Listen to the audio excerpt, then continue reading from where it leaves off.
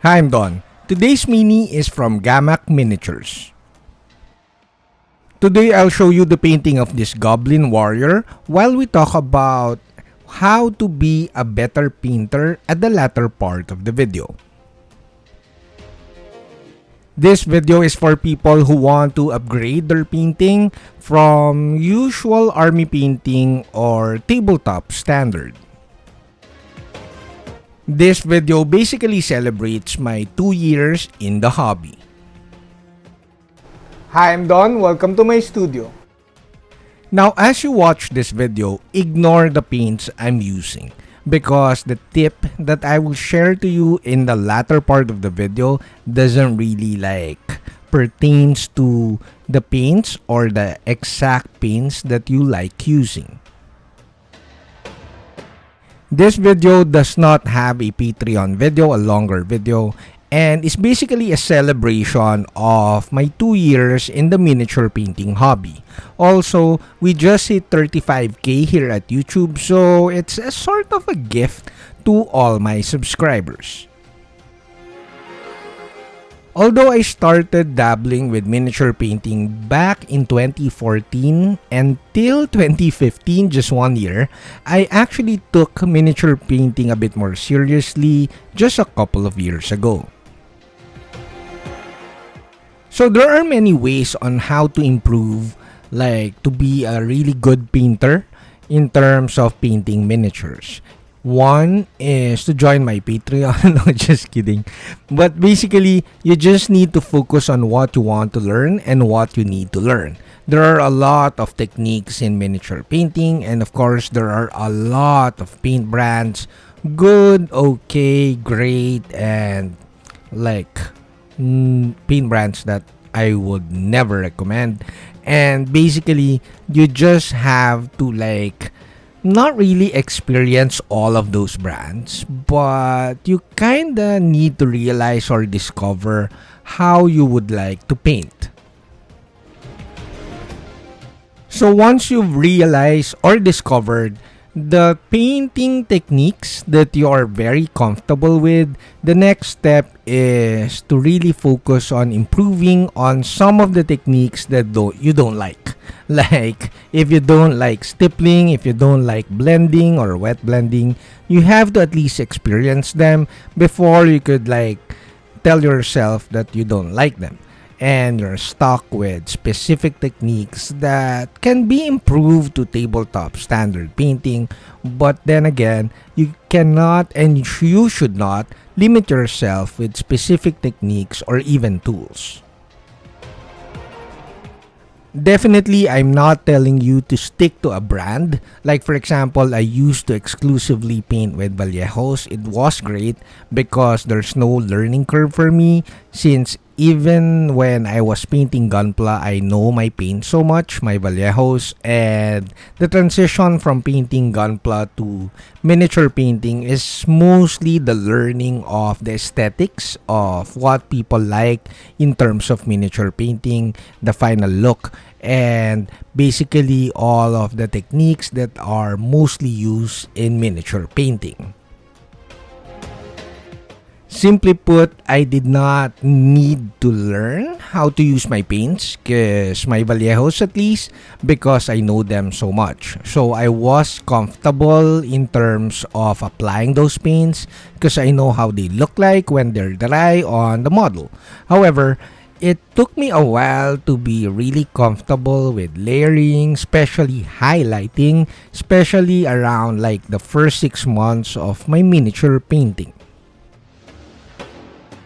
Highlighting is arguably the hardest part of miniature painting because miniatures tend to look better, way better, if they have really tiny highlights and scratches and texturing. And you can only achieve that if you're really comfortable with the thinning of your paints, because highlighting and detailing, it kind of requires a certain amount of thinning, not too much water or medium, just a really small amount so that it kind of flows on the surface of the model really well, but it's not too dry and it will look chalky. I mean, your strokes will look chalky and very rough.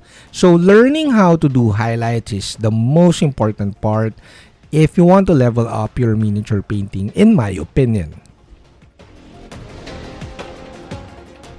So in terms of what you need to target if you want to improve your miniature painting is, of course, learn or be really comfortable with base painting. Like the base color should be really nice, the separation in between the elements of the model should be super clean before you jump to different techniques and improve the layering and the volume and contrast of your painting. Dry brushing is super easy. However, do not unload the paint on the brush on a piece of towel too much. I mean, if you unload it too much, the tendency is you'll be dry brushing the model for hours. No, just kidding. You'll be forcing to dry brush the model for a really long time because your brush is super dry. So do not unload your paints on the piece of towel too much. Now, layering is super basic and also easy as long as you make sure that you do not cover the previous color. So if you paint a dark red and then paint a lighter red color, make sure you leave areas with the dark red to create more volume. Another tip is to mix both colors, the previous color and the next color, before you paint the actual next color. This will give you a smoother transition. It's pretty basic. Just make sure that you focus on leaving areas of the previous color. Oh, I forgot. Being comfortable with washes or contrast paints is very automatic for most of us because it's a very relaxing technique. You just slap the paints all over the model, but to be honest, it's kind of difficult to control, especially since you're working with transparencies, and if you overpaint on the other parts of the model, it's kind of difficult to clean. You have to repaint the base color or the underpainting before you could apply more contrast paints. Now, in my humble opinion, the most important part of any miniature is the skin painting. May it be just the face or it's a half-naked mini and you have to paint a huge skin. Because if you paint good skin, everything will follow. I mean, for the goblin or usually orcs or ogres, if you paint good skin, the rest of the model, the leather, worn leather, the armor, those are easier to paint. You just need to apply scratches, textures, a bit of washes for the rust effects and all that stuff. But once you have a really good skin, everything basically follows. Now, to produce very good skin painting, of course, you have to do basic layering if you want to go that route. The main technique that you need to really get comfortable with is glazing. Some master painters just use water. I prefer medium. And some YouTubers, I think they prefer army painter or contrast paints. Anyway, I'm not really sure, but to learn glazing is very important if you want to produce really good skin on your miniature. I just don't know what other techniques that will help you to produce good skin. Airbrush doesn't work. It will work for the base, but you can't really define the muscles with an airbrush. That's too tedious. So learning how to do proper glazing will really help you to produce good skin. Remember, I told you to ignore the paints I use in the painting of this miniature simply because if you can ignore them, I was actually thinking of editing out the showing off the paints, because if you actually ignore the painting or the paints that I use during each stage of the painting of this mini, you'll realize that I kind of force the oil paints to act like how I paint with acrylics, meaning I kind of paint with a bit more thinner so that I get more transparency, and then I play around with the different transparencies of the paints to create more color depth. So what I'm saying is that you could totally ignore what paints are being used on a model. Just focus on what colors if you want to follow like the color scheme of the painting. But basically, you can force oil paints or even acrylics to act like oils a little bit.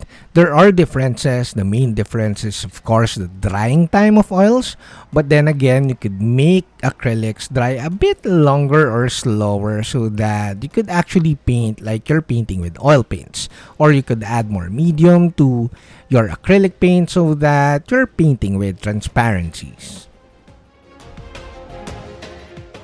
If you're a long-time subscriber or especially if you're a patron, you know that I love my mediums. Well, the main difference of painting with mediums and water is that when I add mediums to the paint, it adds transparency. However, I have the perfect viscosity or thickness or consistency of the paint that is perfect for brush painting. If you add water, of course, the paint will be a bit more transparent, however, it will be a bit more runny. So, the trick with that is to wick your brush when you're painting with water so that your brush is not loaded when you're doing glazing. But then again, I have liters of mediums. These days, I use Cuttlefish, Merlin's Magic Medium, and why bother with water? Of course, I use water to clean my brush and to thin really thick paints like Vallejos. But I really do prefer mediums to add transparency to my paints. Admittedly, it took me 2 years to realize what or how I like to paint. But basically, I'm a watercolor artist. I do portraits of my teachers when I was 12 years old and as I get older to get good grades. So basically, I'm so used to painting with transparencies. And I kinda brought this to my miniature painting in a way because I like adding transparency to my acrylic paints. And even my oil paints. I tend to add more mineral spirit to my oil paints so that they're a little bit more transparent. I think I blurted out like a ton of tips during this video, but I haven't really told you the main tip to become a better painter. So the most basic requirement to become a better painter, more than the usual army painting and tabletop standard, is to subscribe to my channel. Kidding aside, basically, the main tip that I could give you so that you become or you go towards becoming a better painter is to know your paints. Before I reveal, a ton of thanks to all my patrons for making this channel possible. Also thanks to Ghamak for sponsoring this video and for the very cool Goblin Warrior miniature. So that's it. That's my main tip.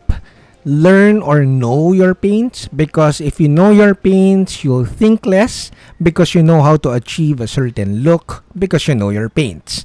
And you paint a little bit faster, thus you could focus on the more important things like texturing. You ignore the base colors because it doesn't matter how you apply the base colors. The important part is the application of the textures and the pushing of the contrast. And if you know your paints, you'll do that faster and more efficient. And also you could play around with different looks like muted colors or very saturated, vibrant colors, because again, you know your paints. So it's key to really know your paints. I'm not saying to stay with one paint brand. You could play around with different brands to make the hobby a bit more enjoyable and exciting. But the point is, once you get new paints, may it be oil paints or acrylics, you have to know those paints before you actually enjoy and improve as a miniature painter. So I hope you enjoyed this like celebration video for hitting 35k subscribers, and also my second year of taking this miniature painting a bit more serious than when I first took it in 2014. So anyways, we're done. That's it, Pansit.